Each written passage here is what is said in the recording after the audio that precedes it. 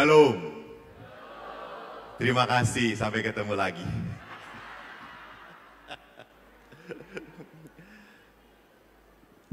Selamat malam Bapak Ibu semuanya. Salam jumpa, saya Romo Eko dan Anda adalah korbannya YouTube. Ada beberapa orang yang ketemu saya dan kaget mereka. Romo iki gede yo. Mengireng, asem tenan kata saya itu. Bapak Ibu yang terkasih, saya Romo Eko. Saya kebetulan di dalam pelayanan saya banyak berbicara tentang hidup berkeluarga. Walaupun tidak berkeluarga. Dan saya tidak mau. Karena saya ingat sekali beberapa orang selalu mengatakan, Romo ini lahir tahun 69 kok masih muda ya? Apa resepnya? Gampang, jangan kawin. Lihat para Romo di sini ya, Romo lihat. Oh, para suster sih penuh penderitaan, pasti cepat tua gitu ya, itu bedanya gitu ya. Saudara-saudariku yang terkasih, saya diminta untuk berbicara tentang perkawinan, sebuah hubungan yang tidak mudah, tidak gampang. Apalagi lihat di dalam perkawinan Katolik, Anda harus dengan pasangan yang sama seumur hidup. Kemarin saya jalan ke Pontianak, ada seorang bapak umurnya panjang. Anda tahu 9 istrinya. Lalu waktu diceritakan kepada ibu-ibu, saya tanya, Bu, mau suami umurnya panjang? Apa resepnya? 9 istrinya, kata saya itu. Oh, tak paten nih, gitu ya. Jadi mari kita lihat apa sih yang membuat hidup berkeluarga itu bertahan. Bagaimana gereja Katolik berbicara tentang hidup keluarga. Karena kita harus sadar, kita harus bangga. Di dalam gereja Katolik sungguh ditekankan perkawinan sampai mati. Sampai mati. Maka banyak orang yang hidup dalam perkawinan sebetulnya sudah nggak tahan dan ditahan-tahan. Di sini kelihatan beberapa wajah yang ditahan-tahan gitu ya. Karena bagaimana Romo mau dikembalikan ke bapak ibunya sudah pada meninggal gitu ya. Jadi kalau Anda hidup dalam perkawinan dan Anda berusaha untuk bahagia tapi tidak pernah bahagia-bahagia, yang salah siapa? Bapak Ibu sekali lagi, kalau dalam perkawinan sudah bertahun-tahun, sudah sama-sama dan tidak bahagia-bahagia, yang salah siapa? Yang salah siapa? Siapa? Betul. Yang salah yang memberkati. Memang asem umat ini saudara-saudaraku. Jadi saya itu lebih senang menikahkan ayam. Gak banyak masalah mereka gitu ya. Seneng kawin, ngeselin pateni. Wes rampung tuh ya gitu ya. Tapi manusia begitu banyak masalah. Maka mari kita lihat. Bapak Paus mengatakan apa? Perkawinan itu bukanlah sekumpulan masalah. Ingat. Dalam perkawinan itu di situ justru banyak berkat. Banyak berkat. Maka saya selalu mengatakan Bapak Ibu, tolonglah lihat berkat itu ada di dalam keluarga. Usaha Anda besar karena apa? Karena ada pasangan Anda. Apalagi perempuan. Perempuan itu saya selalu banyak kagum dengan perempuan.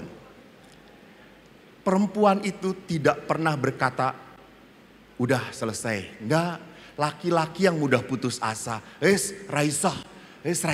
Perempuan isoh. Jadi saudara-saudariku, mengapa Tuhan menyatukan laki dan perempuan, bukan laki-laki dengan laki-laki dan perempuan dengan perempuan? Karena apa? Untuk saling melengkapi. Mari kita lihat di dalam hukum gereja Katolik. Saya akan paparkan di sini. Hakikat tujuan perkawinan. Next. Perjanjian perkawinan dengan next ki, Jawa. Bahasa Jawanya apa? Lanjut ki bahasa Indonesia. Lanjut. Jarene kon next, ora ngerti next ki apa. Lanjut coy. Udah di sini. Hakikat tujuan perkawinan. Perjanjian perkawinan dengan mana pria dan wanita membentuk antar mereka kebersamaan seluruh hidup. Ini di dalam kanon gereja, kitab hukum kanonik gereja Katolik.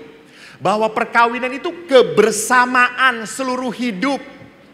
Maka tidak ada di dalam perkawinan ini harta suami, ini harta istri. Enggak. Dan memang sulitnya dengan istri itu, wanita itu pintar sekali ngatur. Wanita itu kan tidak pernah lulusan S2, S3 ekonomi, tapi pintar ngatur keuangan.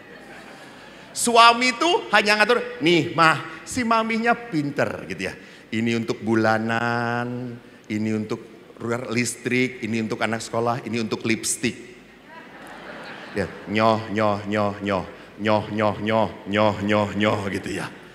Dia tahu putarannya. Wanita. Dan banyakkan wanita berkata apa? Romo, uang suami, uang istri. Uang istri, ya uang istri. Maka saya kalau diajak makan dengan bapak-bapak gelisah coy, gelisah. Pasti di dompetnya nggak ada apa-apa. Gitu ya.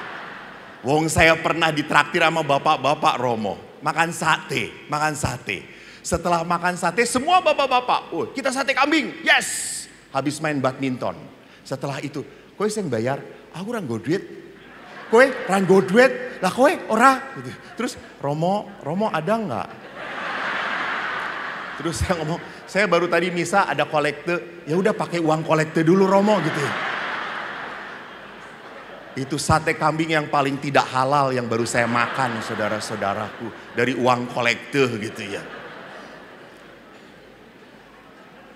Jadi saudaraku yang terkasih, tidak ada harta terpisah di dalam gereja Katolik. Maka tidak ada juga di dalam gereja Katolik suami istri tapi rumahnya terpisah. Aneh tenan. Suaminya di Surabaya, istrinya di Jember. Punya anak 5. Lah kok iso? Pasti anak itu dari Roh Kudus semuanya gitu ya.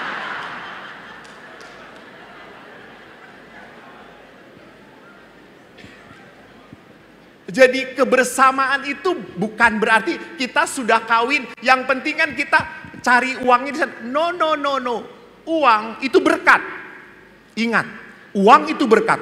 Uang itu jangan sampai menghalangi dan merusak perkawinanmu. Ini salahnya.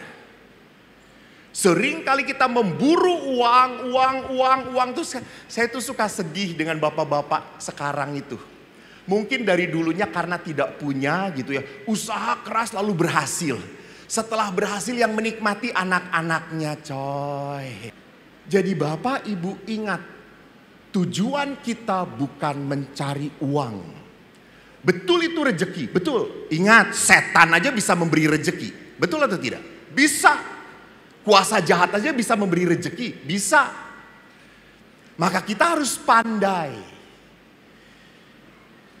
Maka kalau dalam perkawinan tetap harus diusahakan satu rumah. Dan kalau sudah satu rumah, ya satu kamar.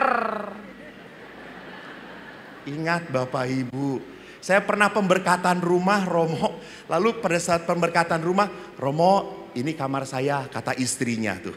Ini kamar istri. Hah? Oh gitu, mungkin dia lupa nyebutin suaminya. Lalu pas sebelahnya dia mengatakan, ini kamar suami saya. Hah? Dan tidak ada connecting door. Aneh kata saya. Terus saya lihat connecting doornya malah ke rumah pembantu. Kata saya tuh, oh, aneh banget kata saya tuh. Terus saya tanya, Pak kok bisa kayak gini? Romo, kalau istri saya dibangunin malam-malam, habis saya dihabisin. Saya bangunin pembantu, Mbak air minum, dia langsung datang. Mbak kerokin, dia langsung datang. Istri saya, Bu kerokin, ditabok gue gitu ya. Jadi saudaraku, kebersamaan seluruh hidup itu berarti apa? Mengandaikan apa? Mengandaikan bahwa saya tahu apa yang dimaui oleh pasangan. Maka tujuan perkawinan ada 3. Lanjut, sudah duluan dia. Tujuan perkawinan 3. Pertama apa? Kesejahteraan. Yang kedua apa? Kelahiran seorang anak. Dan yang ketiga apa? Pendidikan anak. Lihat Bapak Ibu, kesejahteraan. Tujuan perkawinan itu kesejahteraan. Kesejahteraan itu bukan berarti kebahagiaan, bukan. Coba saya tanya di sini, angkat tangan ya. Saya kasih hadiah. Hadiahnya, mana tas saya tadi? Oh ini. Nah, saya bawa hadiah saudara-saudara.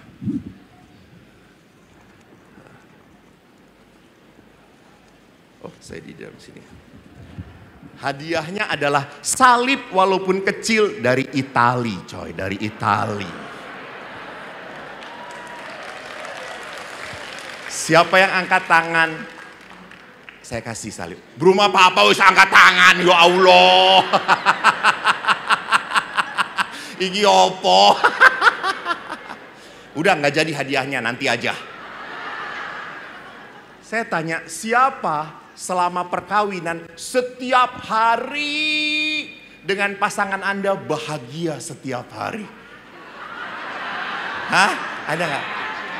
Yang berani angkat tangan, Tuhan tolong panggil dia malam ini.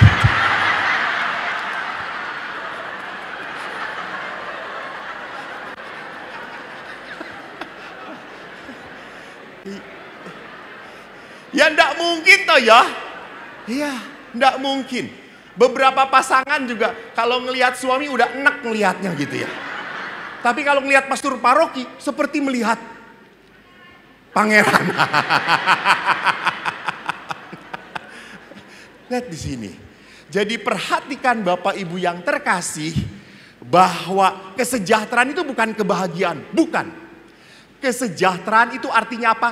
Kebaikan, kebaikan. Jadi kalau kebaikan itu bisa kita usahakan. Kalau kebahagiaan itu tidak bisa kita usahakan. Kita akan bahagia ya kalau kita bisa punya rumah besar sekali. Setelah punya rumah paling senang. Setelah itu selesai. Kita bahagia ya kalau bisa nyekolahkan anak ke luar negeri. Setelah itu senang, selesai. Bukan bahagia. Saya bahagia Romo kalau suami saya berubah. Saya katakan, Bu, nanti berubahnya setelah di peti mati. Dia berubah gitu ya. Nggak bisa apa-apa gitu. Ingat, jadi perkawinan itu tujuannya apa? Kebaikan. Dan di dalam perkawinan untuk kebaikan butuh 2 hal. Yaitu apa? Intimasi dan afirmasi. Intim butuh apa? Butuh kehangatan, butuh kedekatan. Ibu sudah menikah, ini suami? Iya, bukan. Durhaka Bapak tidak mengakui. Oh mantan pacar, sudah berapa tahun? Kok mau ngomong mantan pacarnya penuh dengan emosi, mantan pacar gitu ya. Sudah berapa tahun? 46 tahun hidup perkawinan. Wow. Masih tidur berdua? Apa yang dilakukan? Oh. Lihat kalau sudah 46 tahun. Apa yang dilakukan pada saat tidur? Ya tidur saja wes meneng gitu ya. Jadi Bapak Ibu yang terkasih, kita lihat bahwa di dalam perkawinan, intimitas itu artinya apa? Kehangatan. Setelah 46 tahun, memang kalau saling berpegangan masih nyetrum atau tidak? Pegang Bu. Ya, aku tanya ibu bukan bapak semenang sek toh yo. Iya satu pasang, betul. Apa yang dipersatukan Allah? Kok ini lebih cerewet suaminya daripada istrinya ya? Aneh aku ini. Tuhan salah menciptakan casingnya rupanya gitu ya. Mungkin pada saat setelah 46 tahun tidak merasakan apa-apa lagi. Tetapi pada saat duduk bareng melihat dia ada, dia masih bernafas, sudah senang. Oh isih urip. Dan Bapak Ibu jangan pernah lupa, ngorok itu adalah tanda hidup. Tanda hidup. Maka bersyukurlah kalau suami Anda berbunyi tidurnya. Bersyukur. Kalau sampai suami tidak berbunyi, ini tanda-tanda, ini tanda-tanda gitu ya. Doakan, Tuhan kalau Engkau mau memanggil, sekarang juga silakan Tuhan. Jadi intimitas itu berarti apa? Kehangatan. Dan yang kedua adalah apa? Afirmasi, peneguhan, peneguhan. Seringkali bagi seorang laki-laki tidak perlu lagi diteguhkan, nggak perlu. Laki-laki itu cukup mengungkapkan cintanya lewat satu hal, yaitu apa? Kawin dengan elu, titik. Laki-laki itu tidak perlu setiap hari, Pah, I love you, I love you, I love you, I love you gitu ya. Nggak penting. Tapi bagi seorang istri butuh banget. Maka bapak-bapak saya ingatkan, istri itu butuh dipuji, dipuji. Sangat butuh. Maka lihat istri itu kalau mau pergi kemana-mana dandannya lama banget saudara-saudara. Dan makin tua dandanannya makin lama. Karena sudah dibedakin pecah lagi, pecah lagi, pecah lagi gitu. Betul Bu? Saya pernah merasakan itu gitu ya. Sudah semua ketarik oleh gravitasi itu tak.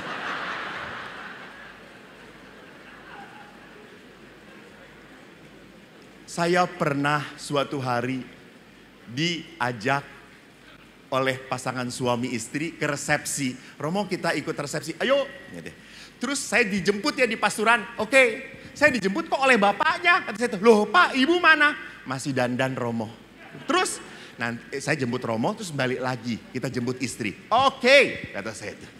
Saya datang and you know what happened? Belum selesai. Padahal bapak itu sudah 45 menit jemput saya dan kembali ke situ. Lalu si suami itu ngomong, Mah, Romo sudah datang. Apa jawab mama istrinya? Suruh nunggu sebentar. Ya Allah, buset kata saya. Gue aja dibentak gitu ya lah. Lalu saya tuh diem, dua orang penuh penderitaan, diem begini. Jadi Pak, tolong. Perempuan itu bagi seorang perempuan beautiful itu penting banget. Dan jangan pernah ngomong kepada istri Anda, kamu gendut. Jangan. Itu sangat menyakitkan. Walaupun realitasnya seperti itu gitu ya. Jadi kalau mau ngomong istri dengan istri, bapak harus ngomong apa? Mama sangat terberkati, sangat terberkati, betul.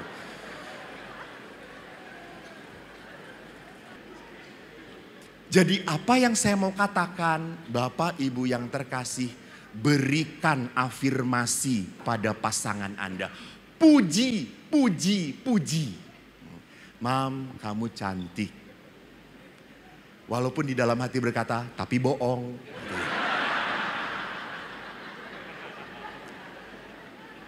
Penting kata-kata itu. Diberikan apa? Afirmasi. Ini adalah apa? Kesejahteraan.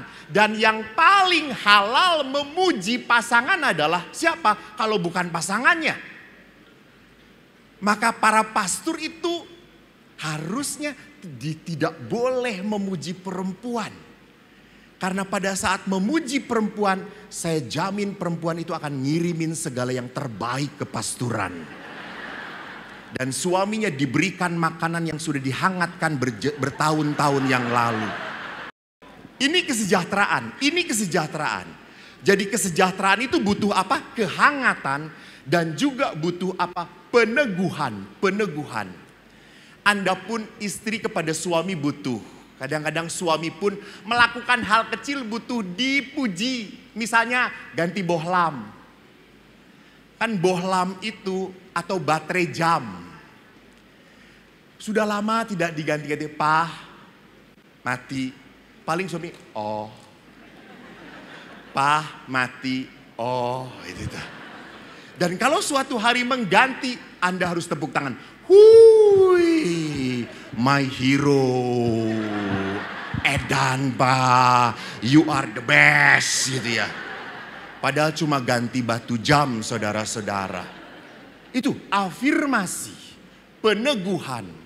Yang kedua adalah apa? Prokreasi, anak.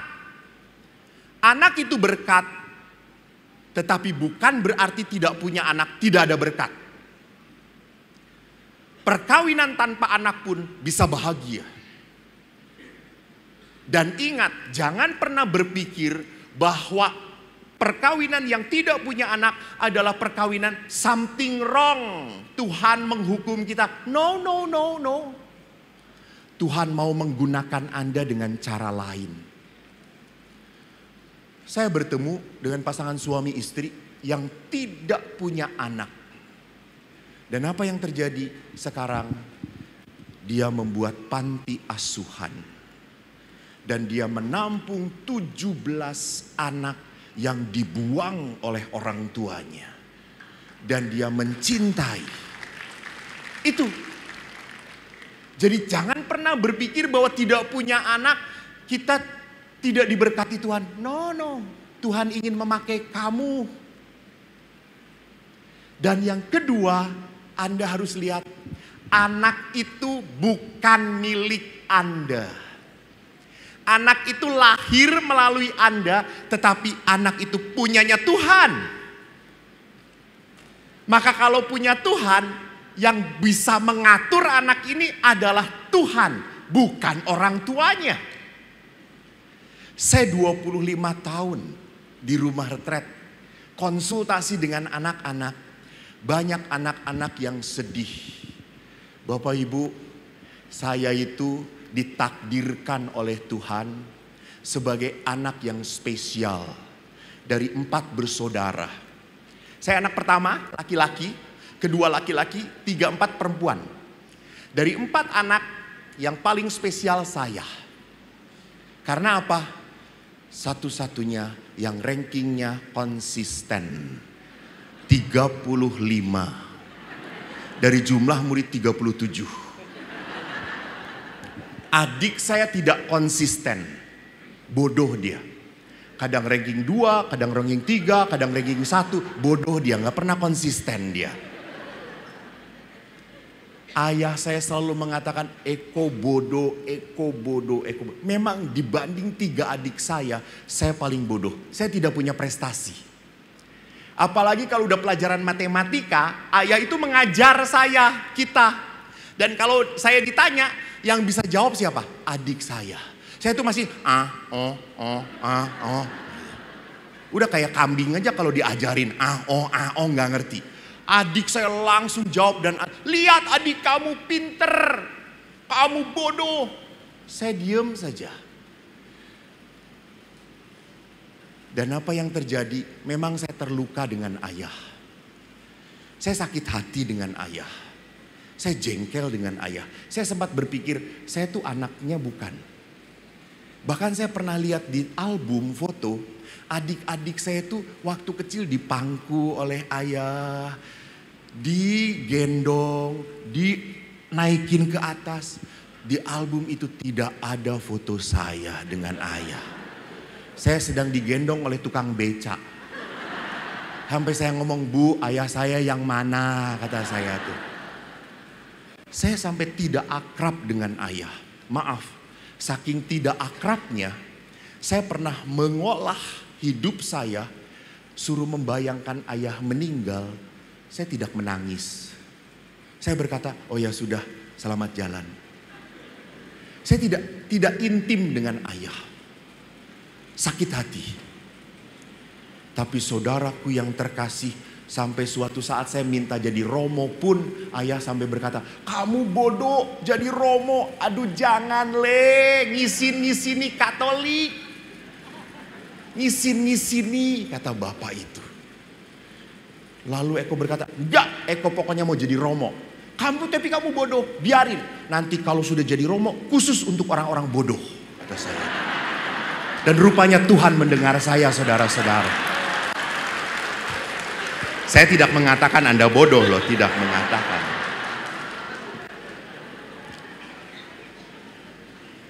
Jadi ayah saya rupanya hanya melihat saya bodoh, saya bodoh, saya bodoh. Dan akhirnya apa yang terjadi? Toh saya mampu. Toh saya mampu. Dan guru matematika pun selalu mempermalukan saya. Saya kalau ditanya, Eko, selalu suruh maju. Dan pasti nggak bisa. Dan selalu guru itu kan senang sekali mencari kesalahan murid gitu ya. Dan saya kalau udah matematika langsung sakit perut lah gitu, gatel-gatel lah, mau kencing lah gitu ya, udah nggak tahan. Sampai saya kalau udah guru matematika datang, saya langsung tunduk. Sudah tunduk baik-baik, diam, tenang, masih dipanggil, Eko maju ke depan. Terus, Pak kok Eko terus sih Pak, kata saya tuh, karena Eko bodoh, kata dia. Ya udah. Sampai suatu saat saudara-saudaraku, saya memberi retret guru-guru saya. Dan guru-guru saya tidak kenal saya. Loh, guru itu kan hanya kenal orang-orang pinter dong. Anak bodoh gak diinget-inget. Saya bodoh tapi baik. Gak banyak masalah, tapi bodoh. Lalu setelah memberi retret, para guru itu kagum. Romo tuh kalau menjelaskan sederhana dan gampang dimengerti Romo. Pak, saya bisa kayak gini karena dulu murid saya, Bapak Ibu. Oh, yang mana Romo? Lalu saya cerita, tiba-tiba guru matematika, oh yang bodoh itu ya. Jadi Bapak Ibu ingat, jangan pernah langsung sedih kalau punya anak-anak rankingnya di bawah rata-rata. Oke. It's okay, sedang berkembang dia. Anda tahu Monsinyur Anton? Uskup Bandung yang keren itu, beberapa mungkin tahu, pinter, kecil, tapi pinter bisa. Dia kecil otaknya besar, saya besar otaknya kecil. Beliau ini pinter sekali, memang sekolah itu kalau udah saya belajar seminari sejak SD, SMP SD sekolah, satu sekolah, SMA satu sekolah, kuliah sama-sama. Beliau itu kalau belajar cuma tutup, saya tanya percis seperti yang ditulis. Saya ingin nyobain gaya dia. Saya buka, tutup. Nih, gue tanya. Lalu ditanya, emang ada di situ? Kata saya itu. Saya nggak bisa cara dia. Tapi Bapak Ibu, beliau boleh jadi uskup Bandung. Tapi yang paling terkenal gue.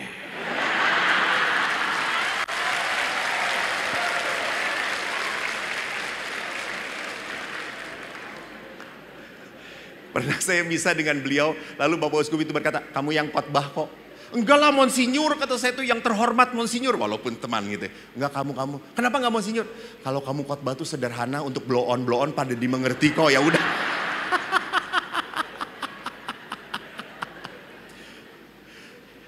Lalu yang kedua adalah apa? Maaf Pak, ingat, sering kali saya prihatin. Ada anak-anak yang hidup karena ambisi orang tuanya. Kamu harus jadi dokter. Saya sedih banget. Ini yang paling prihatin saya. Mamanya ingin anaknya jadi dokter karena pinter. Anaknya ingin jadi seniman. Terus, Pak aku mau jadi seniman. Enggak, kamu jadi dokter. Tapi Pak Agun, enggak, kamu harus jadi dokter. Apa yang terjadi? Dia lulus di kedokteran Unpad. Dan setelah lulus, dia kasihkan ijazahnya kepada bapaknya. Dan dia berkata, saya selesai. Apa yang papa minta. Sekarang saya mau hidup untuk diri saya sendiri. Menyedihkan. Karena apa? Orang tua terlalu ambisi. Dia pikir bahwa orang tua adalah Tuhan bagi anaknya. Dan. Ingat Khalil Gibran. Anak itu anak panah dan orang tua itu hanya busurnya. Dan Tuhan sang pemanah tahu anak panah ini akan melesat kemana. Kita hanya dipakai oleh Tuhan untuk membuat anak kita melesat. Maka orang tua itu bahagia kalau anak jadi dewasa. Tidak tergantung lagi pada orang tuanya. Anda harus berbahagia. Ini anak. Ini tujuan pendidikan. Next. Nah sekarang mari kita ingat-ingat waktu perkawinan ada janji perkawinan. Tentunya Bapak Ibu lupa ya janji perkawinan. Karena cuma sekali seumur hidup. Saya nggak pernah lupa. Karena dalam waktu sebulan bisa 30 perkawinan gitu ya. Ngedengerin terus. Janji perkawinan bunyinya begini. Saya, Eko, memilih engkau, Juminten, menjadi istri saya. Saya berjanji untuk setia mengabdikan diri kepadamu dalam untung dan malang, di waktu sehat dan sakit. Saya mau mengasihi dan menghormati engkau sepanjang hidup saya. Menarik. Bahwa di dalam perkawinan Katolik, sampai kapanpun, seperti apapun, Anda tidak akan pernah ditinggalkan oleh pasangan Anda. Hebat. Hebat. Walaupun Anda sedang gajian, sedang hebat, gajinya bagus, istri tetap setia. Anda tidak bisa apa-apa, istri tetap setia. Karena tidak ada pilihan lain. Ya. Betul. Tidak ada pilihan lain selain apa? Setia. Titik. Maka Bapak, Ibu, itulah sebabnya kalau saya makan bersama keluarga, lalu suami dekat istri, suami itu kalau udah makan samcan, istri main bawah dan main cubit. Cukup, selesai, jangan banyak-banyak. Gitu. Tapi kalau dengan romonya, ayo Romo makan, tambah lagi Romo, enak. Jangan sampai Romo, Anto tadi di Jember sampai kecil, harus gendut, harus gendut. Lalu saya tanya, Bu, kenapa kalau Bapak diinjekin terus?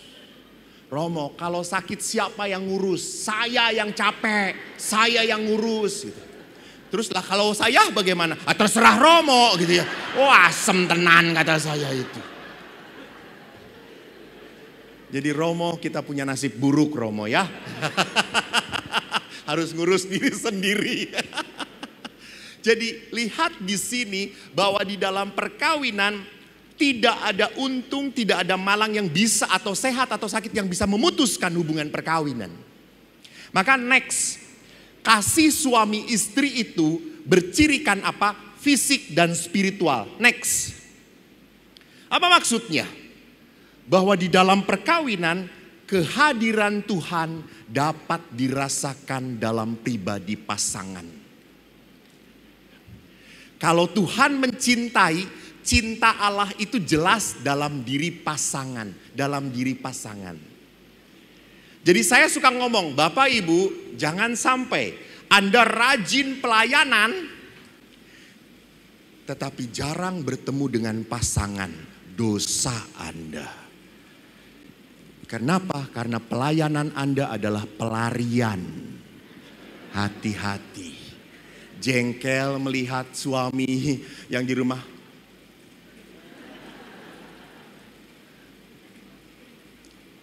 Karena apa? Suami kan senangnya apa? Nerimo opo onone. Piring kotor, suami tenang saja. Rumah acak-acakan, suami tetap tenang saja. Wanita tidak bisa seperti itu. Pah, beresin. Oh, terus mah, bagus. Lanjutkan perjuanganmu mah, gitu ya. Papa mendoakanmu, Pak. Jadi kalau kita lihat di dalam perkawinan, bahwa perkawinan itu menjadikan Anda bersatu secara fisik dan spiritual. Maka kalau secara fisik itu berarti apa? Kehadiran pasangan harus menjadi kehadiran Tuhan. Harus menjadikan kehadiran cinta. Jadi saya mau mengatakan apa? Bapak Ibu ingat. Kalau perkawinan Anda rasakan sebagai trauma berat, hidup dengan dia berat banget. Saya jamin sampai kapanpun berat. Karena Anda tidak melihat dia itu anugerah dari Tuhan. Kita pun sama. Kalau kita sebagai imam, sebagai suster, kalau iri dengan bapak ibu, aduh bahagia banget ya hidup berkeluarga, aduh ada yang menyayangi. Saya jamin kita tidak akan bahagia dan cepat keluar. Kalau kita bahagia dengan panggilan kita, maka setiap saat itu adalah anugerah, berkat. Dan Bapak Ibu ingat, pasangan Anda adalah anugerah dari Tuhan. Apa artinya anugerah? Bu jawab, Bu jangan senyum aja. Apa itu anugerah? Yang membuat gerah. Bukan. Anugerah itu berarti apa? Pemberian Tuhan. Ya. Kalau namanya pemberian suatu saat akan. Wis, begitu teganya Anda yang ngomongnya. Kelihatan lepas bebas ambil. Nyoh. Tuh. Jadi ini kelihatan bukan orang yang berbahagia, ini yang terluka banget gitu kan ya. Nah, Bapak Ibu yang kedua adalah apa? Next, perkawinan itu adalah apa? Di dalam perkawinan, kasih suami istri itu total. Tidak main hitung-hitungan. Apa artinya kasih? Kasih itu kasih, give, beri. Maka di dalam kasih tidak pernah mengatakan, "Pah, kamu gak tahu, gue udah capek banget. Saya udah beresin rumah, saya udah buatin masakan, saya sudah bayar ini, bayar itu. Kamu pulang kerja cuma duduk doang, gak ngapa-ngapain." Lalu suaminya, "Mah, kamu gak tahu saya itu capek banget gitu ya. Tadi pertemuan dengan ini dimarah-marahin, ketemu sana, bisa saya juga capek." Lihat, kalau di dalam perkawinan hanya dua-duanya mengungkapkan kejengkelan, kemarahan, kekesalan, maka apa yang terjadi? Tidak aneh kalau di rumah selalu muncul perang dunia. Karena gak sadar perkawinan itu cintanya total. Untuk kamu, yang penting kamu bahagia. Edan gak? So sweet gak? Itu perkawinan Katolik. Saya berikan segala-galanya untuk kamu. Waktuku. Maka seorang suami pernah waktu mau bayar di kasir, saya lihat di dompetnya ada foto istrinya. Jarang banget terjadi. Sampai saya kagum dan terharu. Wow, Pak. Edan. Kenapa Romo? Sayang banget ya sama istri. Apa Romo kok berkesimpulan seperti itu? Itu buktinya di dompet. Ada gambar potret istri. Kan berarti itu Bapak sayang. Bukan Romo. Di kantor itu saya punya banyak masalah dan masalahnya berat semuanya. Kalau saya punya banyak masalah dan masalah itu berat, saya buka dompet saya dan saya lihat istri saya. Dan saya berdoa, Tuhan, masalah paling berat aja bisa saya hadapi. Apalagi cuma masalah kecil seperti ini gitu ya.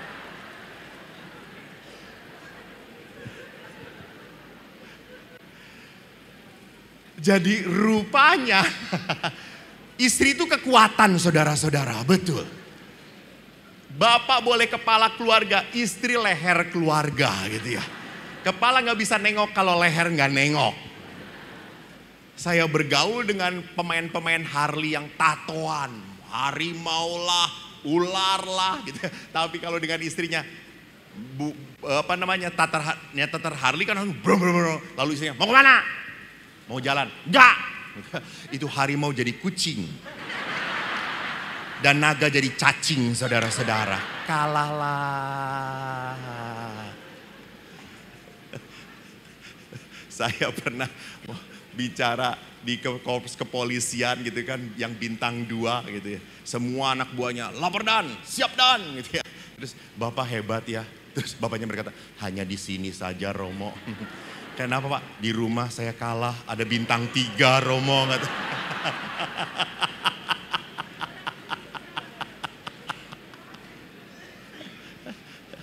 Jadi suami itu seperti apapun, segagah apapun kalau sudah di rumah, istri itu ngegas. Weng! Iya ya ma, iya ma, iya ma, iya.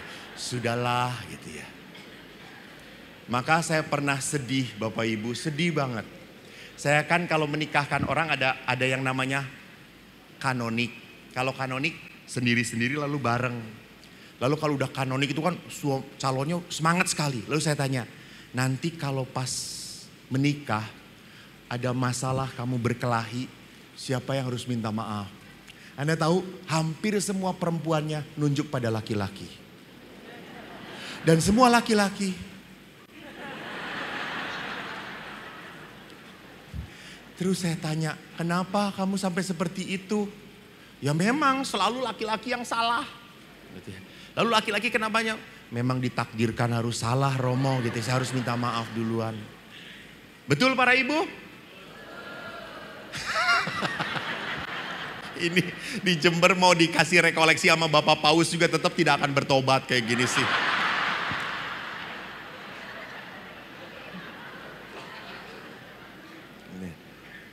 Menuntut supaya apa? Suami yang salah harus minta maaf gitu ya. Lihat, tidak total. Next. Di dalam perkawinan kita harus lihat bahwa perkawinan itu anugerah yang bisa menjadi musibah kalau kita tidak pandai menjaga.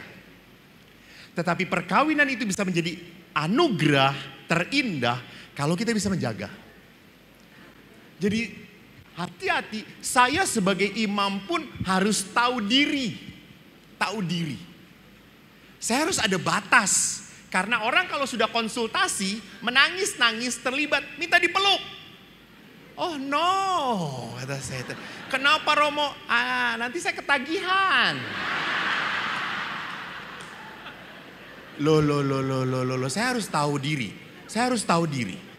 Jadi perhatikan, saya harus jaga panggilan saya. Sama, perkawinan pun seperti itu. Anda membuat perkawinan menjadi musibah kalau tidak menjaga perkawinan Anda.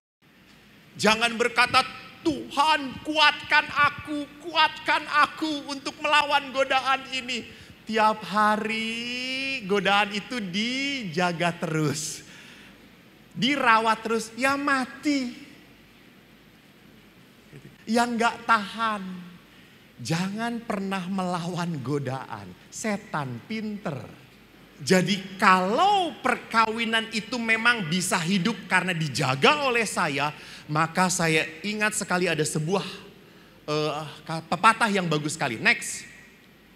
Kok gambar gua melulu sih? Ini. I always thought love was shaped like a heart, but actually shaped like a cross.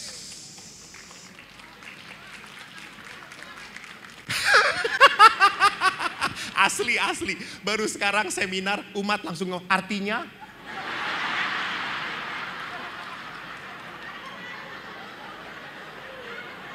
Oh alah deso.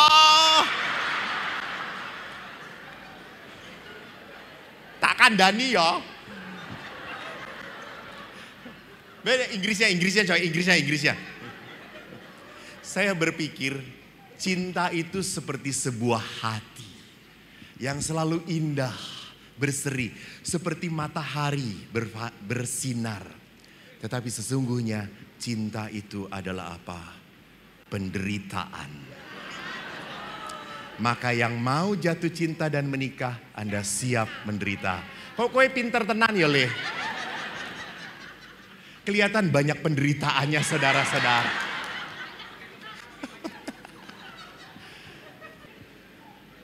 Jadi kita jangan pernah lupa kalau kita pengikut Kristus, Kristusnya aja disalib.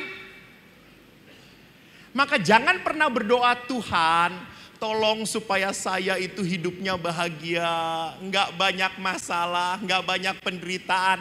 Hei kampret, lihat anak Tuhan, lihat Yesus. Yesus aja disalib, apalagi lo? Siapa lo? Maka jangan pernah berdoa sebagai seorang beriman, mohon supaya hidup ini mudah, mohon supaya hidup ini bahagia terus, mohon supaya saya diberkati. Woi, mohonlah supaya kamu kuat. Itu, mohon supaya kamu kuat. Coba sekarang, siapa yang duduk di sebelah yang paling tidak membuat Anda kuat di dalam hidup Anda? Pasangan Anda. Kadang-kadang saya tidak kuat, sudah tidak tahan, sudah capek. Saya ini menikah Romo, tapi saya selalu sendirian. Saya nggak pernah diajak ngomong, nggak pernah diajak diskusi. Tiba-tiba dia memutuskan sendiri, apa yang harus saya lakukan? Terimalah salib ini. Maka Bapak Ibu tolong ya, kalau suami istri mengesalkan, lagunya cuma satu. Sengsaramu oh Yesus, sekarang ku tanggung, gitu. Jadi mari kita lihat bahwa di dalam perkawinan kita akan mengalami apa? Pengorbanan. Next. Nah ini Injil yang akan saya coba lihat kecil saja. Orang Farisi datang mencoba Yesus. Apakah seorang suami diperbolehkan menceraikan istrinya? Jawab Yesus, apa perintah Musa? Musa memberi izin menceraikan dengan membuat serai. Lalu kata Yesus, justru karena ketegaran hatimu, maka Musa menulis perintah ini untuk kamu. Next. Sebab pada awal dunia Allah menjadikan laki-laki perempuan, laki-laki akan meninggalkan ayah dan ibunya dan bersatu dengan istrinya, sehingga keduanya menjadi satu daging. Demikian mereka bukan lagi dua melainkan satu. Maka apa yang dipersatukan Allah tidak boleh diceraikan manusia. Ingat, ini kata-kata Yesus. Tidak ada dalam perjanjian lama. Apa yang disatukan Allah tidak boleh diceraikan manusia. Maka Yesus memberikan arti ilahi. Maka kalau gereja Katolik, Anda menikah, Anda kena dua hukum yang mengatur Anda. Hukum sipil dan hukum ilahi. Hukum sipil mungkin memperbolehkan cerai. Hukum sipil boleh. Tetapi hukum ilahi tidak. Maka kita memegang hukum ilahi supaya apa? Supaya selamat sampai ke rumah Bapa. Itu. Jadi kita itu mempertanggungjawabkan kehidupan kita sampai kekekalan. Bukan hanya di dunia ini. Next. Oleh karena itu lihat. Di dalam Amoris Laetitia, sukacita kasih yang ditulis oleh Bapak Fransiskus, dikatakan, seringkali kita memperlakukan relasi perkawinan seperti memperlakukan dengan barang. Kalau barang itu sudah tidak kita pakai, barang itu sudah bosan, apa yang kita lakukan? Buang, tinggalkan. Sama, kalau perkawinan pun sudah tidak cocok lagi, udah berhenti. Ngapain? Bapak Ibu, memang Tuhan itu menyatukan suami istri tidak cocok. Memang tidak cocok. Kalau waktu pacaran itu dicocok-cocokkan. Dan waktu pacaran kan pria itu seperti apa? Seperti seorang yang sastrawan yang hebat. Dia bisa berpuisi. Dan bodohnya perempuan mau aja dibohongin sama laki-laki. Perempuan ngomong, "Hai, engkau laksana bunga di pagi hari. Ih, cantik banget. Lihat kelopak matamu. Wow." Langsung wanita dibegitukan, kelepek-kelepek, you know. Itu. Jadi perhatikan bahwa seringkali kita lupa di saat kita sudah tidak merasa tidak cocok lagi, tidak akur lagi, sudah selesai, buang saja. Toh dia sudah tidak menarik. Padahal perempuan itu berusaha membuat dirinya semenarik mungkin. Betul. Kemarin saya ke Lampung, KRK, lihat emak-emak. Kan saya diinapkan di hotel. Lalu pada saat turun ke hotel mau check out, ada rombongan emak-emak. Sudah pensiunan semuanya. Lalu ada 3 emak, saya masuk lift bersama-sama. Lalu emak-emak ini kan pakai extension bulu mata gitu ya. Yang lucunya bagi saya, mama tuh begini terus ke temannya, "Kok gue susah buka mata ya?" Sudah matanya menggelambir, pakai bulu mata ya makin turun tuh ya, kata saya itu. Terus emak yang satunya ngomong, "Lu pakainya 2," kata itu. "Masa 2?" kata dia. Lalu si emak itu ngomong kepada dia, "Pak, ini betul bulu mata saya 2?" Saya lihat, "Betul," kata saya. "Oh, pantesan berat," kata dia. Jadi lihat apa yang terjadi. Kita kalau hidup perkawinan makin lama harus makin pinter melihat keindahan dalam diri pasangan. Harus makin pinter. Karena apa? Karena kita lihat bahwa pasangan itu setelah menikah Anda melihat perubahan. Kenapa dulu Romo dia itu romantis sekali. Dia dulu waktu pacaran ngomong, cerita, apapun nanya. Sekarang tuh diem terus Romo. Sampai saya tuh bingung mau ngomong apa, di suami saya tuh cuma, ya, terserah, boleh, enggak, udah. Lalu saya tanya bapaknya, "Pak, kenapa Bapak dulu katanya waktu pacaran, Bapak cerita, sharing baik-baik. Sekarang kok kalau ngomong dengan istri cuma secukupnya saja. Romo lihat saja istri saya kalau sudah ngomong Romo aja kan gak bisa nyela toh. Sama Romo. Istri saya itu kalau ngomong-ngomong, saya ngomong, Pah, tar dulu. Dia ngomong terus, saya akhirnya diem saja Romo, lebih baik. Dan itu menyelamatkan hubungan saya dengan dia, Romo. Daripada saya ngomong ujung-ujungnya berkelahi. Maka makin tua biasanya suami membudekkan diri sendiri. Kalau diajak ngomong, Ada. Bapak Ibu yang terkasih, lihat.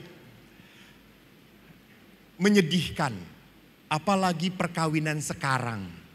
Perkawinan sekarang banyak sekali pasangan suami istri yang mudah putus asa. Nggak tahan. Dan kalau udah nggak tahan, cerita kepada mamanya. Apa jawab mamanya? Ya sudahlah, kalau nggak tahan ngapain lagi. Lihat, bisa menjadi setan. Bisa menjadi unsur jelek. Bukan dikuatkan. Memang lihat, anak-anak sekarang kalau menderita sakit, larinya kepada siapa? Mamanya. Coba ibu waktu menikah. Ibu sudah menikah berapa puluh tahun yang lalu? Atau ibu seusia Abraham ya? Ibu dulu waktu kalau menikah, ibu punya masalah. Cerita nggak dengan orang tua? Iya, dulu waktu ada orang tua. Nggak cerita toh? Iya, tidak akan cerita. Orang-orang dulu tuh kalau punya masalah, nggak akan cerita dengan mama papanya. Karena jawaban mamanya akan berkata apa? Salahmu sendiri. Kamu yang mau kawin, rasakan gitu. Iya, itu lihat. Tapi kalau mama sekarang nggak tegaan. Nggak tegaan diceritakan anaknya. Mah, aku dicuekin mah. Dia pergi begitu aja nggak pernah ini. Ya sudahlah, balik lagi ke mama. Kamu masih punya mama. Ini dia. Yang membuat apa pasangan itu tidak kuat. Jangan terlalu mudah menyelamatkan anak Anda. Sudah. Biarkan dia sakit, biarkan dia pahit. Karena dengan kepahitan dan kesakitan dia akan tumbuh. Jangan Anda menjadi penyelamat. Tidak. Oh, ada 2 orang penyelamat datang ke sini. Next, berikutnya. Nah, suami istri sulit berkembang dalam hal kasih. Karena apa? Pornografi, pendewaan tubuh dan kenikmatan. Hati-hati, laki-laki sering sekali nonton pornografi. Akhirnya apa? Melihat seksualitas, nanti saya perlihatkan seksualitas. Seksualitas hanya demi kepuasan diri sendiri. Maka ada beberapa yang tanya, Romo kalau di gereja diperbolehkan nggak gaya macem-macem? Gaya menukik dari atas ke bawah, melayang, ke belakang, menyamping. Terserah Pak, kata saya itulah. Apapun. Tapi lihat di sini, karena pornografi, akhirnya melihat seksualitas hanya untuk kenikmatan. Padahal di dalam gereja bukan itu yang utama. Karena laki-laki ingat ya, laki-laki tuh onnya cepet. Baru ngelihat BH istrinya jatuh aja udah gitu ya. Sedangkan istri on off gitu ya.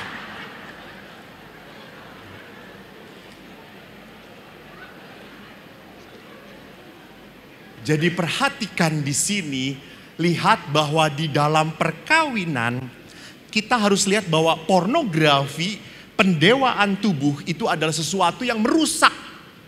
Maka tidak aneh beberapa suami istri sudah menikah masih masturbasi. Kenapa? Karena seksualitas dilihat sebagai kenikmatan. Nanti di bagian terakhir saya bicara sedikit tentang hal itu. Next. Oh, nanti dulu. Salah. Nah, karena tuntutan ekonomi membuat para anggota keluarga tidak akrab lagi. Atau yang ketiga, ketagihan. Ingat di sini, ada laki-laki yang ketagihan alkohol, judi, narkoba, ibu-ibu tagihan nonton drama Korea. Nah, ini. Kan kalau ibu-ibu sudah ngobrol tentang drama Korea, langsung, besoknya gimana ya? Dia jadi cerai nggak ya? Kalau cerai dengan aku aja, gitu. Aneh ibu-ibu ini. Kalau udah nonton drama Korea bisa menangis-nangis. Ikut terhanyut. Kenapa sedih ibu-ibu kalau ikut nonton drama Korea? Karena lihat kenyataan bahwa suaminya tidak seganteng artis Korea gitu. Bapak ibu lihat ada hal-hal yang membuat orang ketagihan. Sama handphone.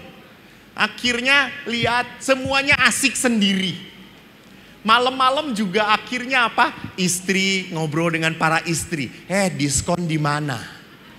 Makan besok kita kemana? Yuk kita arisan di mana? Kita jalan kemana gitu ya. Suami cari yang lucu-lucu TikToknya.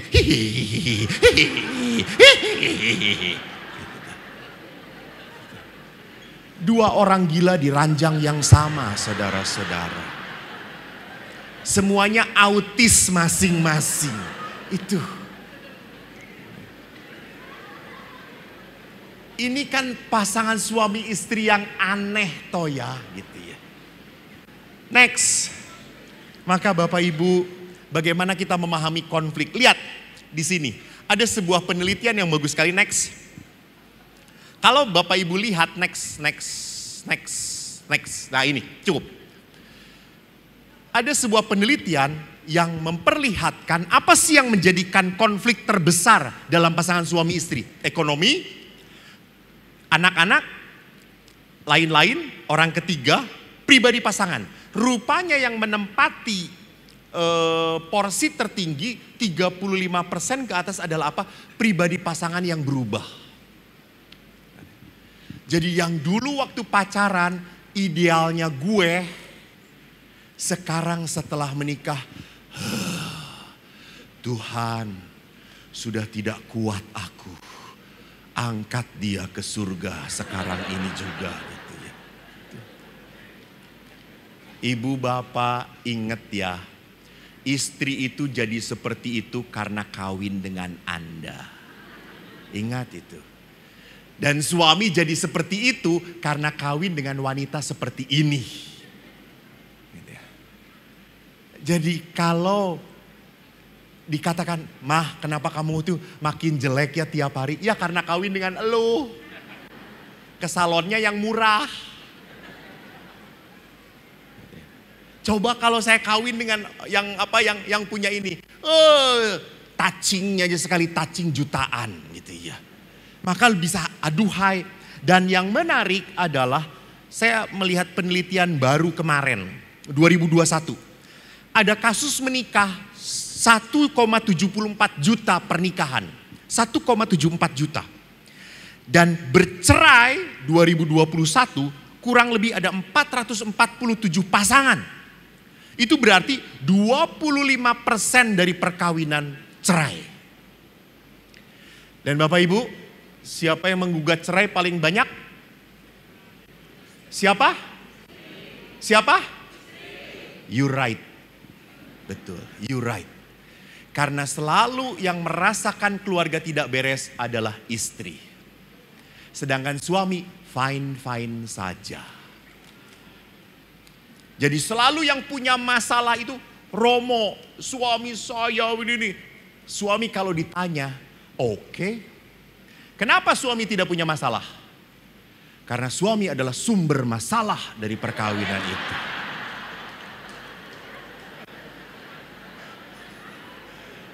Maaf bapak-bapak, jangan saya dilempar ya Pak ya. Jadi bagi istri, kenapa? Karena istri itu kan hal kecil pun dipikirkan. Itu perempuan. Jadi perempuan tuh hal-hal kecil semua dipikirkan. Suami itu kan main enteng-enteng aja. Gampang ngomongnya. Si bapak itu cuma ngomong aja Romo. Semua yang melakukan siapa akhirnya? Istri. Anda tahu, saya sejak SMA sekolah dengan laki-laki terus semuanya. Dan saya itu pernah camping dengan semua laki-laki, sampai ke tempat camping itu sampai apa? Lupa bawa panci. Setelah saya jadi pastor, saya berangkat dengan para pastor, 5 pastor dari Bandung ke Jawa Tengah. Saya supir. Sampai di tengah jalan kan kita haus. Terus saya tanya, ada minum? Nggak ada. Ada makanan kecil? Nggak ada. Ya Allah. Jadi ke Alfamart dulu. Bulan berikutnya saya pergi dengan suster-suster, saudara-saudara. Anda tahu apa yang terjadi? Baru 10 kilometer, klitik. Apa suster? Super mie Romo. Semua dibawa wanita. Ya tahu bapak juga sama. Dari Jember ke Surabaya, siapa yang menyiapkan pakaian? Istri. Siapa yang nyiapin makanan? Istri. Bapak tinggal nyetir. Pak, minum. Jeruk, emplok.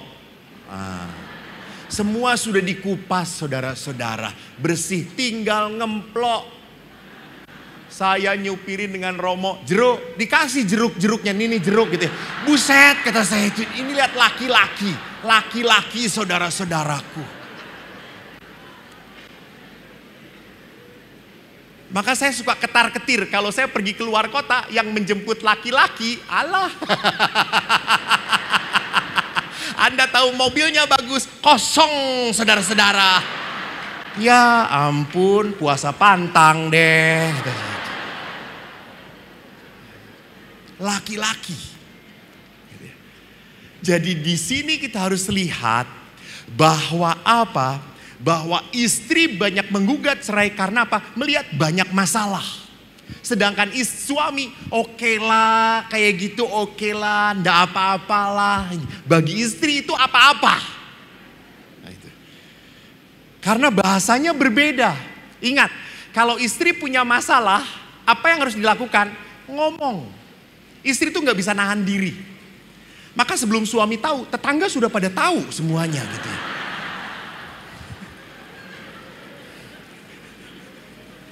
Karena suami nggak mau tahu.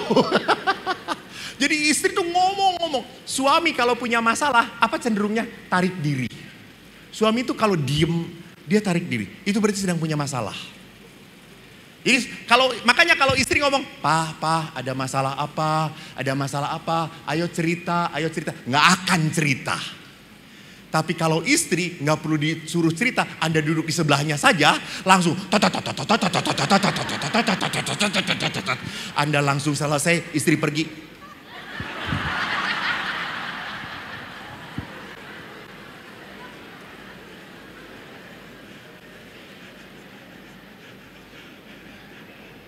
Next. Nah, mari kita lihat bahwa perkawinan itu bukan musibah. Next. Nah, Bapak Paus mengatakan tidak ada keluarga yang jatuh dari surga. Sempurna, dikemas sekali bagi semua. Membutuhkan perkembangan tahap demi tahap dalam kemampuan untuk mencintai. Bu, Pak, walaupun 46 tahun perkawinan ya. 46 tahun. Bapak ngerti istri seluruhnya tentang istri. Nah lihat. 46 baru separohnya. Benar. Karena perempuan itu aneh. Menangis belum tentu bersedih. Tertawa belum tentu bahagia. Itu perempuan. Kita tidak akan pernah mengerti pasangan Anda. Enggak bisa. Kelihatannya senyum-senyum, baik-baik, tiba-tiba nusukin pisau. Bisa terjadi gitu. Jadi misteri, kita tidak pernah bisa mengetahui pasangan kita secara tuntas. Enggak. Dan yang kedua adalah apa? Pribadi pasangan tidak bisa berubah. Tidak ada itu. Enggak ada.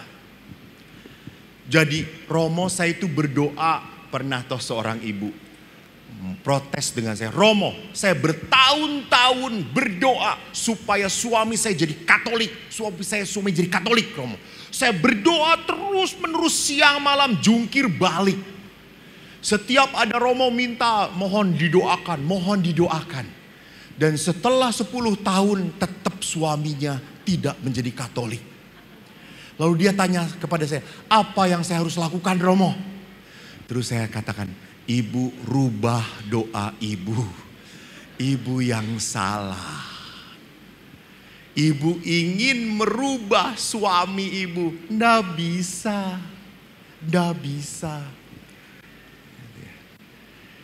Jadi tidak pernah bisa sosok pasangan itu dirubah. Nggak, diterima. Dan akhirnya pada saat diterima, kita bisa saling menyesuaikan. Gitu ya. Kan ada cara marah. Suami ada yang diem. Ada yang ada yang cuger, macam-macam. Anda harus ngerti cara marahnya dia. Jadi kalau udah diem, istri Anda misalnya marahnya diem, jangan Anda langsung ngomong, sedang marah ya, ditabok Anda. Kita harus peka, mengerti. Maka sama, kapan istri butuh saya, kapan istri butuh didekati, kapan istri butuh dipeluk. Karena pernah seorang istri itu mau baikan dengan suaminya. Dia ingin sekali mengungkapkan sayang. Suaminya senang nonton sepak bola, istrinya langsung lendotan. Lalu suaminya dilendotin, minggir ke kanan. Lalu istrinya gak mau kalah, ngedeketin lagi, nyender lagi, minggir lagi. Lalu istrinya langsung ke depan. Mi, kata istri, ngapain sih? Gitu ya. Pi, dulu waktu pacaran kamu senang sekali dilendotin sama saya. Sekarang kamu kenapa menghindar? Mi, dulu kamu mercy, sekarang tronton. Lihat, istri ingin romantis, suami praktis gitu ya. Nggak nyambung. Gitu ya. Maka di sini perlu apa? Saling memahami bahasa satu sama lain. Next. Maka pertama, mari komitmen dalam perkawinan apa yang harus bisa kita lakukan. Jadi jangan sedikit-sedikit cerai. Jangan sedikit-sedikit anulasi. Jangan sedikit-sedikit bubar. Kampret lu yang minta kawin kamu. Kenapa kita yang jadi pening? Jadi tolonglah, bertahanlah. Maka Bapak Ibu, next. Saya selalu mengatakan hal ini. Next. Perkawinan itu karya Tuhan. Maka Anda hanya bisa bertahan kalau beserta Tuhan. Jadi Bapak Ibu, kalau dalam konflik perkawinan Anda marah, siapa yang harus minta maaf duluan? Dua-duanya. Emangnya mau siapa yang marah duluan? Bapak Ibu ingat, kalau Anda sedang marah, siapa yang harus minta maaf duluan? Dia yang punya Yesus dalam hatinya. Dia yang punya Yesus. Jadi dia mau minta maaf karena apa? Demi kebaikan. Saya belajar tentang pengampunan, nanti saya lihat. Saya ingat sekali, saya tidak merokok. Di Jember tempatnya bakau yang bagus ya. Saya tidak merokok. Saya sejak kecil pernah ketahuan merokok oleh ayah. Dan ayah berkata, kamu tidak boleh merokok. Dan teman-teman saya pada ngerokok. Lalu suatu saat waktu SD, saya diminta, kamu ngerokok kok, ngerokok. Kalau nggak ngerokok nggak friend.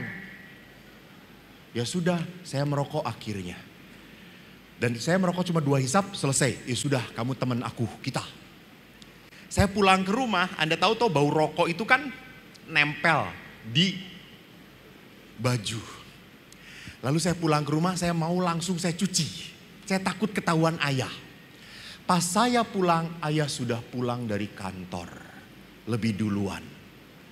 Saya udah, aduh, laler hijau sudah di dalam. Kan pakai baju hijau tuh tentara itu. Lalu saya masuk sudah ketakutan. Saya salam dengannya. Pak, udah pulang? Udah Pak.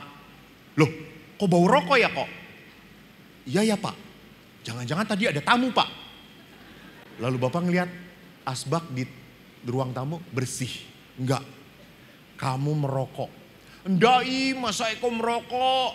Kamu merokok? Enggak. Lalu Bapak, kamu merokok. Bapak saya lebih tinggi dari saya, besar. Kamu merokok? Iya, wah Anda tahu.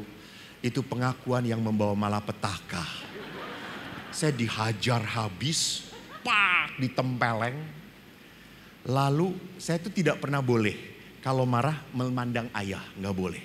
Tapi karena saking saya marah, saya memandang ayah. Ayah makin marah. Karena ayah tadi malam jaga malam.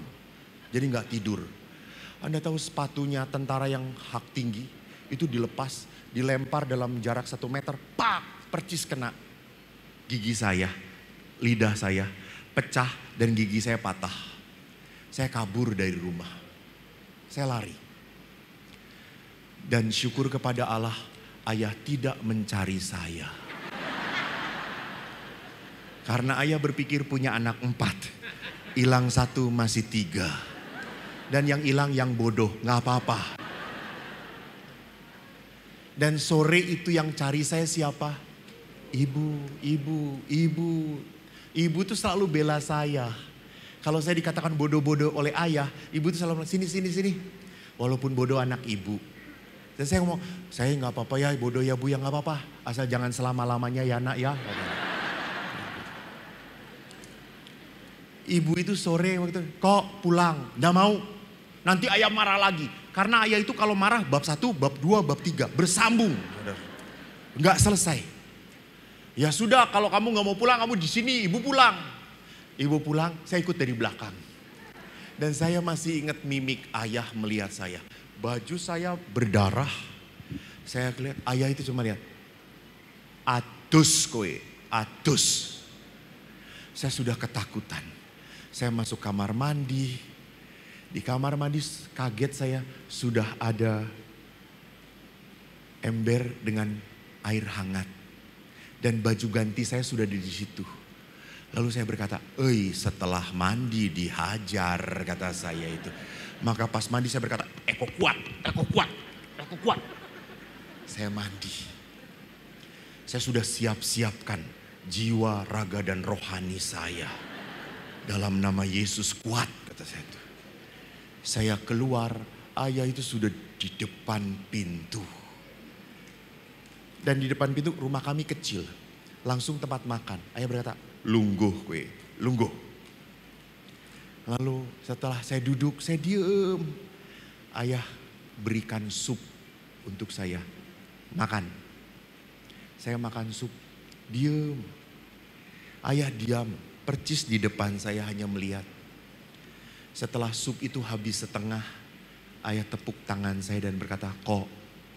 Saya memandang ayah dengan penuh ketakutan.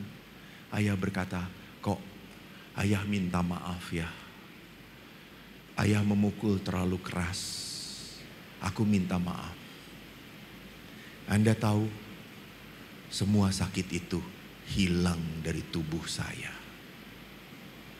Dari situ saya belajar apa artinya minta maaf.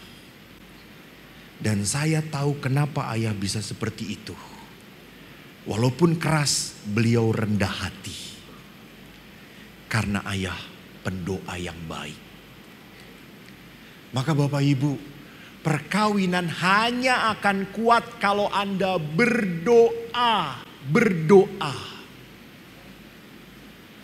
Next. Yesus jelas mengatakan, akulah pokok anggur, kamu ranting. Jadi Yesus itu sudah ngomong di dalam Injil Yohanes, kamu itu tidak akan kuat, tidak akan berbuah, tidak akan bisa mengampuni kalau kamu gak tinggal di dalam aku. Ingat, kalau kita disakiti sebagai manusia, apa yang ingin kita lakukan kepada orang yang menyakitkan itu? Balas, titik. Karena manusia, siapapun. Suster bagaimana? Oh iya, langsung belum ditanya apa-apa udah langsung balas gitu ya. Kata siapa suster penuh belas kasih? Tidak, saudara-saudara.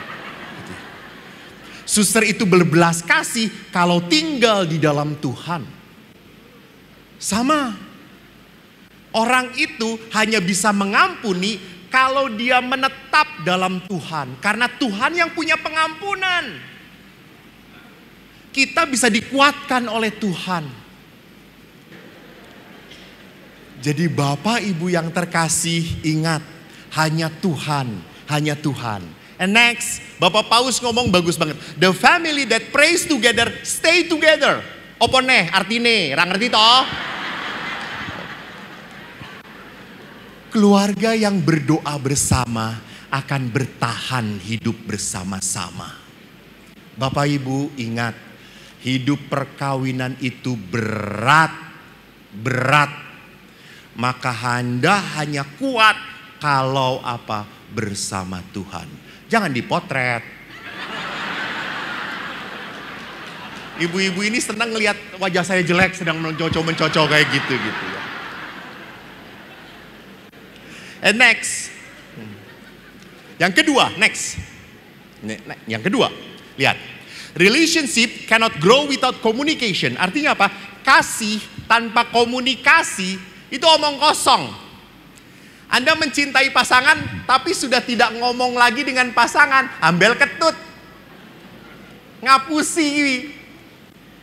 Maka di dalam kasih itu tetap harus ada komunikasi. Dan ingat, komunikasi itu ada 3. Next. Oh udah. Pertama, komunikasi itu diskusi. Diskusi itu artinya apa?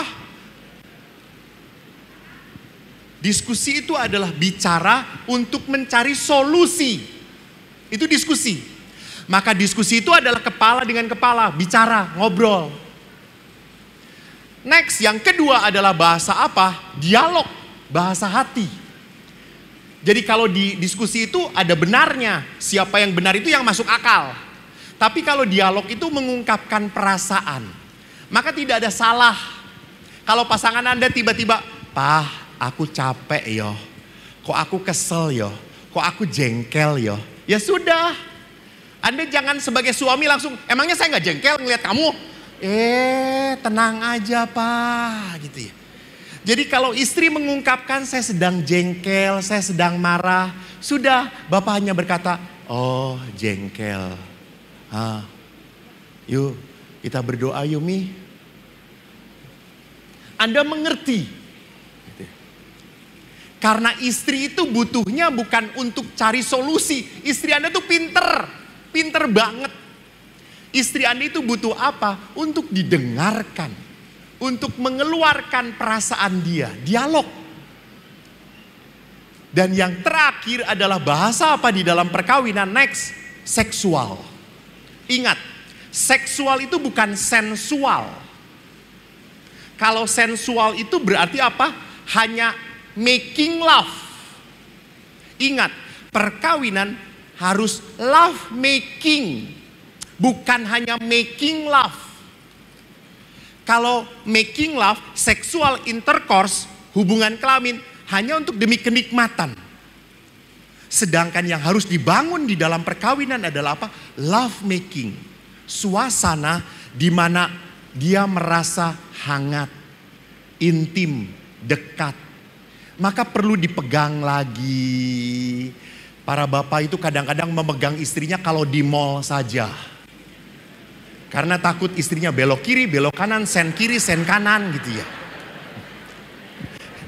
Saya itu waktu di Bandung paling senang bawa ibu-ibu kemana? Ke Mangga 2. Anda tahu di Jakarta itu ada tempat Mangga 2. Zaman dulu tuh sebelum Tokopedia terkenal, Mangga 2 terkenal banget. Pada datang ke sana. Saya suka ikutan. Lalu kalau di Mangga 2, bapak-bapaknya tuh cuma duduk aja pegangin tas ibunya gitu ya. "Pah, ini." Ya gitu. Ibunya ngeliling, lagi muter gitu ya. Dan saya ngikutin ibu-ibu itu. Suka lucu ibu-ibu itu. Kan pakai baju gitu ya. Kan kalau di mannequin bagus. Keren banget. Ditempel di ibu itu. Hancur kata saya sih.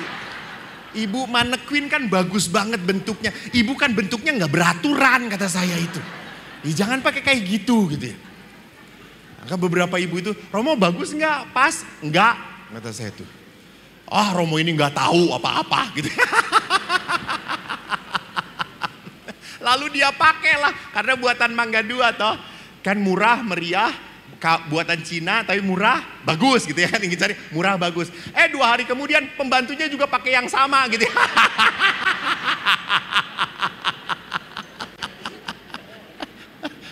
Jadi ingat, seksualitas adalah apa? Saat-saat di mana kita punya waktu untuk berpandangan, memegang, diam, berpacaran lagi. Tolong ya Pak. Jadi walaupun Anda sudah punya anak, sekali-sekali tinggalkan anak, kunci, kasih makan, Anda pergi berdua. Pergi berdua. Nikmati kebersamaan. Pegangan lagi, pegang. Walaupun jari istri Anda sudah tidak jelas gitu, semuanya besar. Sudah pegang, gak apa-apa Pak gitu ya, gak apa-apa gitu.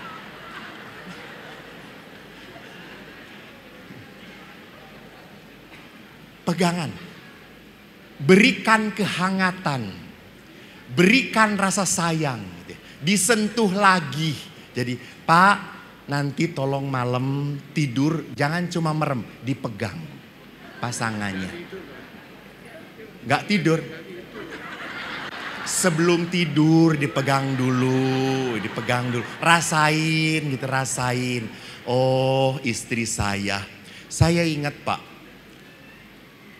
Setelah ibu meninggal. Bukan ibu saya. Setelah ibu saya meninggal. 40 hari kemudian saya telepon ayah. Lalu saya tanya ayah, Pak, bagaimana? Ya, aku saiki bingung. Kenapa? Aku pegang kiri kanan, sudah tidak ada ibumu lagi ya. Untuk apa saya hidup ya kalau sudah tidak ada ibu lagi? Lihat. Di situ saya berpikir, wow, Tuhan benar. Apa yang dipersatukan oleh Allah ini. Jadi Bapak peganglah selama masih ada. Ya, jangan lupa. Kalau perlu disolatip. Arep nguyuh, ayo long loro.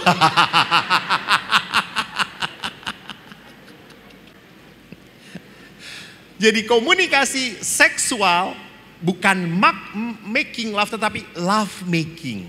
Ingat, istri Anda itu butuh waktu untuk menikmati. Maka beberapa istri itu setelah 10-15 tahun perkawinan punya 3 anak. Langsung suka ngomong, Romo udahlah setelah menikah saya gak mau gitu-gitu lagi lah. Dengan suami. Loh gak bisa. Karena hubungan seksual adalah ungkapan cinta yang utama. Tapi saya udah gak mau kayak gitu-gitu lagi, males lah gitu ya. Karena kenapa jadi males? Karena para suami itu seringkali tergesa-gesa gitu, cepet onnya gitu ya. Kalau istri kan selalu malas gitu kan, lalu ada alasan saja untuk menolak gitu kan. Kalau suami kan, ayo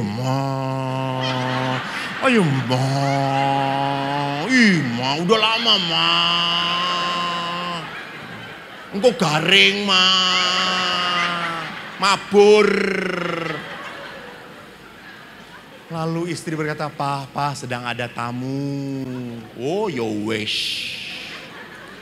3 hari kemudian pakai balur minyak kayu putih. Gitu ya. Suaminya gak nafsu baunya minyak kayu putih gitu ya. Apalagi tambah berambang. Tahu di Jember kan pakai berambang gitu. Pakai bako neng kene, salon pas neng kene gitu ya. Wah kelihatan parah gitu. Padahal hanya untuk menolak berhubungan gitu ya. Tapi suami Anda pantang mundur. Setelah semua beres, ayo ma. Akhirnya istri dia, yo wes cepet. Wes kono wes rampung. What kind of sexual like that gitu ya. Anda jangan tanya kenapa kok Romo tahu. Saya pasang CCTV di tempat Anda.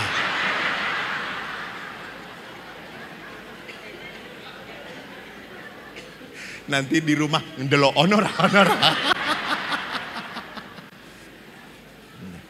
Jadi seringkali istri dibegitukan gitu, dijadikan apa? Dijadikan tumbal hanya untuk kenikmatan. Anda harus membangun love making. Buat dulu supaya istri merasa sukacita gitu, merasa bahagia. Dipeluk dulu, buat suasana nyaman. Belikan dulu apa yang dia mau. Hadiah, papa. Jangan berpikiran macam-macam. Ya. Kayak di film-film. Ini banyak nonton film porno tuh ya kayak gini Nana.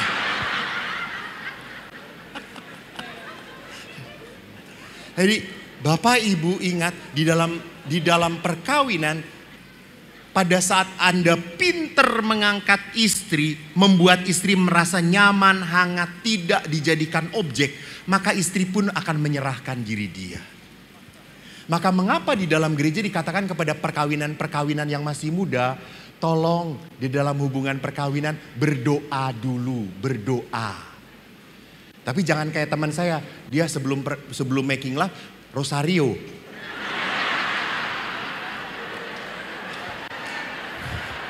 Akhirnya suami, ayo Pak jadi nggak? Enggak, udah capek lah. Saya sudah ketemu Bunda Maria, cukup lah.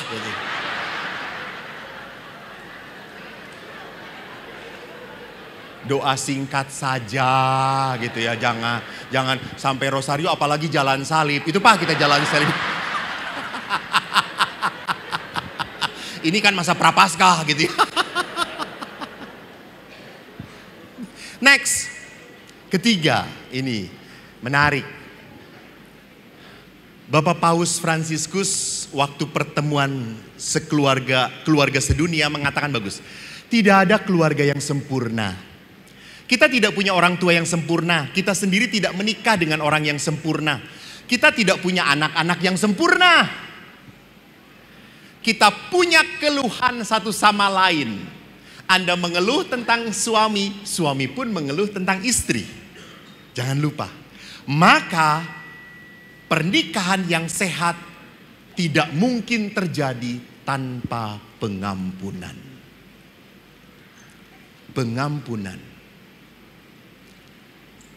Jadi kalau kita tidak bisa mengampuni pasangan sampai kapanpun, perkawinan akan menjadi perjalanan yang berat dan sulit sekali. Maka menarik next. Ibu Teresa berkata, if we really want to love, we must learn how to forgive. Dan berikutnya juga bagus. Forgive other not because they deserve forgiveness, but because you deserve peace. Saya itu mau memaafkan pasangan bukan karena pasangan sudah berubah. Saya memaafkan pasangan karena saya ingin damai. Saya ingin damai. Karena biasanya orang yang melukai itu enteng-enteng saja. Seperti tidak punya masalah. Betul atau tidak? Betul. Dia tenang-tenang saja. Dan saya yang terluka yang jengkel terus gitu ya. Ngelihat dia, ya Allah dia gak ngerasa salah. Ya ampun Tuhan, hancurkan hidup dia gitu ya. Gitu. Balas dia, itu lihat. Saya hidup di biara pun, tentu para romo, para suster tahu, kita hidup bukan di surga ya suster. Saya berpastoral karya Tuhan itu dahsyat banget. Selalu tidak bisa kita atur Tuhan itu. Aneh Tuhan itu. Cara kerjanya. Yang bisa kita lakukan adalah berdoa dan terima. Terima. Saya kan suka sedih, dianggap sebagai pastor pencabut nyawa. Saya setiap mendoakan meninggal. Mau dicoba Bu? Boleh. Boleh lah. Bisa jadi terkenal.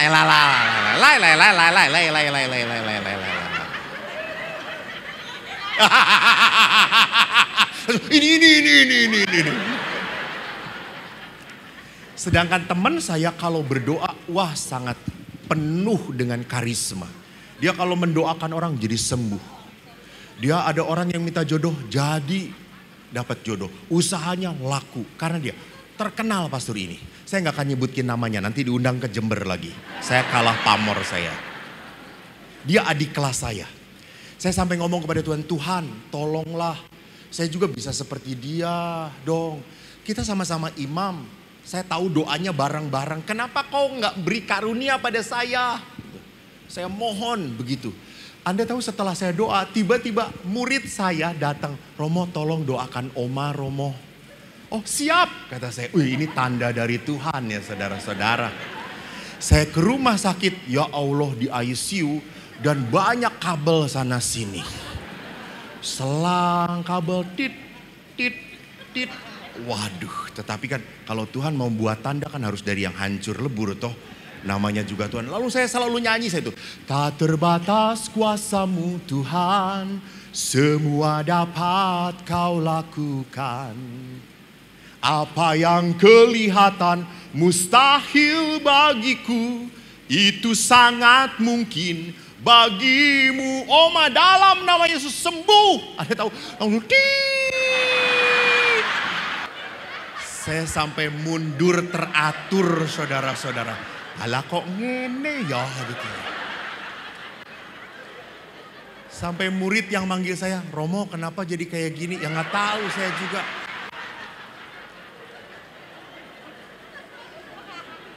Dan Anda tahu saya pulang tidak ada yang mengantar.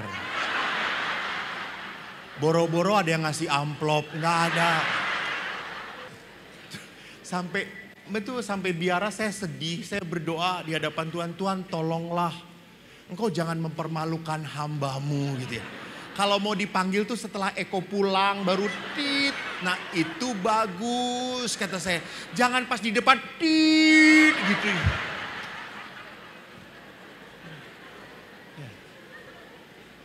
Bapak Ibu itu karya Tuhan. Ya harus saya terima. Saya tidak punya karunia. Saya tidak punya karunia, enggak. Karena apa? Tuhan tahu kalau saya dikasih karunia seperti itu, saya akan jadi sombong. Saya akan jadi sombong. Saya tidak akan mengandalkan Tuhan. Maka Bapak Ibu ingat di dalam sebuah perkawinan pun pengampunan adalah karunia dari Tuhan. Yang harus kita minta terus menerus. Maka bagaimana kita bisa mengampuni? Letting go. Jangan naruh litani kelemahan pasangan. Saya kalau menerima sakramen pengampunan, pengakuan dosa dari ibu-ibu, ibu-ibu tuh suka sekalian memberikan sakramen mengakui kelemahan suaminya juga gitu ya. Jadi dia ngomong, Romo suami saya tuh kayak gini, kayak gitu, kayak gini, kayak gitu. Sehingga saya kalau begitu suami ibu saya ampuni dosanya dalam nama Bapa, Putra dan Kudus. Amin. Sampai istri, lalu saya berdosa lagi kata saya. Ibu ngomongin suami ibu di sakramen pengampunan kata saya itu.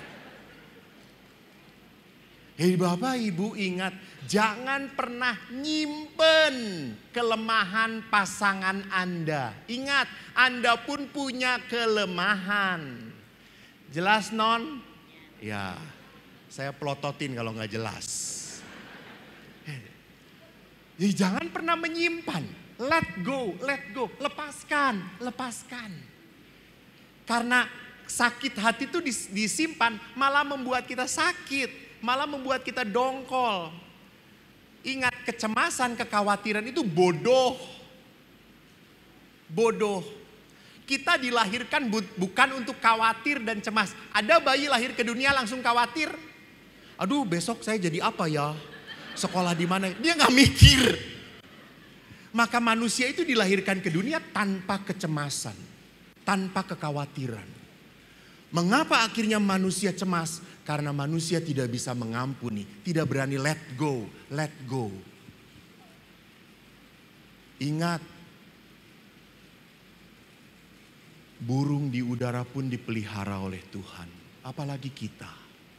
Maka let go and let God.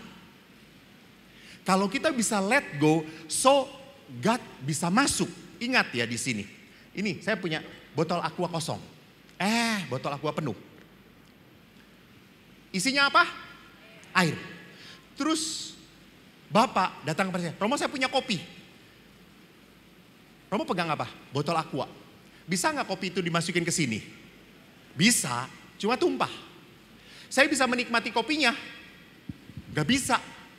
Karena masih ada air. Sama, bagaimana saya bisa menikmati kopi yang diberikan Bapak? Tumpahkan dulu, kosongkan.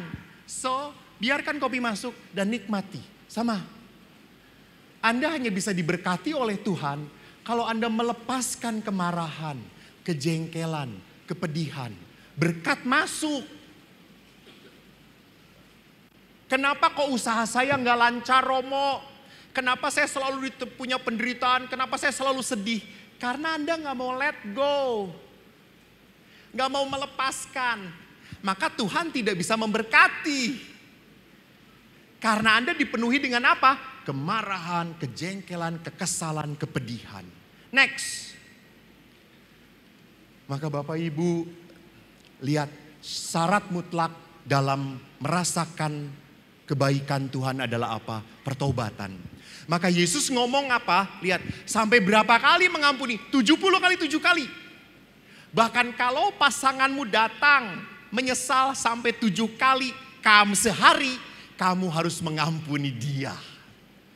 Jadi memang pengampunan itu kenapa harus diberikan? Next. Yang depan. Pak, apa yang lihat? Bapak lihat apa di sana di layar? Titik hitam, betul? Nah, itu. Saya ingin mendengarkan itu. Kita selalu melihat titik hitam. Kita lupa di depan pun ada layar putih. Kita selalu terganggu oleh kelemahan pasangan kita. Padahal begitu banyak kelebihan yang pasangan miliki. Begitu banyak kehebatan pasangan Anda. Jadi Bapak, Ibu, apa itu pengampunan? Pengampunan itu kita belajar melihat layar putih dalam diri pasangan kita. Bukan hanya melihat titik hitam. Maka terakhir saya katakan apa? Sometimes, God does not change the situation because He is trying to change your heart. Allah tidak merubah engkau, Allah tidak merubah pasanganmu, Allah merubah hatimu. Supaya apa? Hatimu seperti Tuhan. Karena Allah ingin Anda itu sampai ke pintu kerajaan surga sebagai orang pemenang. Jangan ngomong, Romo, dari dulu saya memang lahirnya ngomongnya kasar kayak gini, ini udah bawaan orok. Gak bisa dirubah. Hey, kalau lahir sebagai orang emosional, jangan mati juga sebagai orang emosional. Jangan-jangan nanti dimasukin ke peti, gak mau peti ini, saya gak mau peti yang ini gitu ya. Saya gak mau dimandiin sama dia gitu. Ya Allah. Jadi kalau kita mati sebagai orang lemah, kalau kita hidup sebagai orang lemah, kita harus mati sebagai pemenang. Jangan menjadi orang yang kalah dengan kelemahan. Maka Bapak Ibu yang terkasih, sekali lagi saya mau katakan apa? Mari, perkawinan Anda akan penuh berkat. Perkawinan Anda akan penuh sukacita kalau Anda tinggal di dalam Tuhan. Saudara-saudariku yang terkasih, di saat saya menunggu ibu saya, waktu saat-saat terakhir, ibu sudah sakit. Kurang lebih ibu sakit 8 tahun. Dan Bapak menunggu ibu. Bapak itu sangat sayang. Dan Bapak sudah berserah. Lalu saya tanya dokter, Dok, Romo, ibu itu kuat. Kenapa? Karena ibu Romo itu sangat sayang dengan Bapak. Dengan suaminya. Oh oke. Lalu saya datang kepada Bapak, Pak, ngomong pada ibu. Ngomong apa? Ya ibu duluan ke surga. Nanti Bapak nyusul. Terima kasih. Aku sayang. Bapak saya marah pada saya. Aku suruh ngomong kayak gitu. Aku istrinya. Gak bisa ngomong kayak gitu. Pak, Romo. Yang ngomong Romo. Romo. Taat pada Romo. Langsung Bapak saya, oh baik Romo. Romo. Saya ingat hari Minggu ayah bicara. Setelah ayah misa kudus. Ayah ngomong pada ibu. Dan saya mau datang, mereka berdua sedang menangis. Saya tidak jadi masuk. Setelah keluar, saya tanya pada ayah, sudah. Dan hari Senin ibu drop, hari Selasa ibu meninggal di tengah-tengah kami. Anak-anak dan ayah. Lalu ayah berkata apa? Saya bahagia ibu kamu tidak sakit lagi. Cukup 8 tahun ibu sakit, kasihan. Sekarang saya yang sakit. Saya ditinggalkan oleh orang yang saya sayangi. That is love. Itu perkawinan. Dan itu hanya terjadi karena ayah ibu saya pendoa yang baik. Terima kasih. Shalom. Tuhan memberkati.